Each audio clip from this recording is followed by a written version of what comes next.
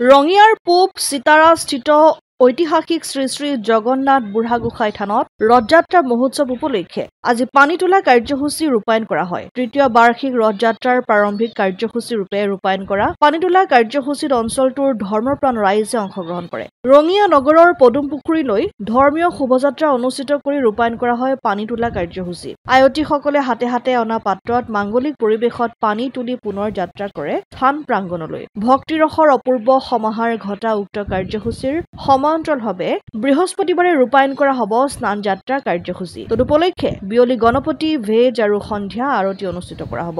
জয়তে আমি ৰঙিয়া পূবস্থিত জগন্নাথ মন্দিৰ পৰিচালনা সমিতিৰ পক্ষৰ পৰা আপোনালোক আটাইলৈ আমি ধৰ্মীয় শুভেচ্ছা আৰু অভিবাদন প্ৰেৰণ কৰিলোঁ। আপোনালোকে শুনি সুখী হ'ব, এই ঐতিহ্যমণ্ডিত থানখনৰ এই ঐতিহ্যমণ্ডিত মন্দিৰটোৰ আমি ৰথযাত্ৰা উৎসৱটি তৃতীয় বাৰ্ষিক উৎসৱ হিচাপে পালন কৰিব লৈছোঁ। যোৱা 2 বছৰৰ অভূতপূৰ্ব সাফল্যৰ পিছত এই বছৰ আমি তৃতীয় বাৰ্ষিক ৰথযাত্ৰাৰ আয়োজন কৰিছোঁ। আজি 10 জুন তাৰিখে পানী তোলা উৎসৱৰ মাধ্যমেদি প্ৰায় এমাহজোৰা কাৰ্যসূচীৰে এই অনুষ্ঠানটি আমি ৰূপায়িত কৰিবলৈ লৈছোঁ। অহা 27 জুন তাৰিখে ৰথযাত্ৰা। এই ৰথযাত্ৰা আৰম্ভ হ'ব আমাৰ এই মন্দিৰৰ পৰা আৰম্ভ হৈ ৰঙিয়া বজাৰস্থিত ৰাধাকৃষ্ণ মন্দিৰলৈকে থাকিব। ৰাধাকৃষ্ণ মন্দিৰত প্ৰভুসকলক তাত কেইদিনমান ৰখাৰ পিছত আমাৰ উভতনি যাত্ৰা হ'ব। উভতনি যাত্ৰাটো হ'ব 5 জুলাই তাৰিখে।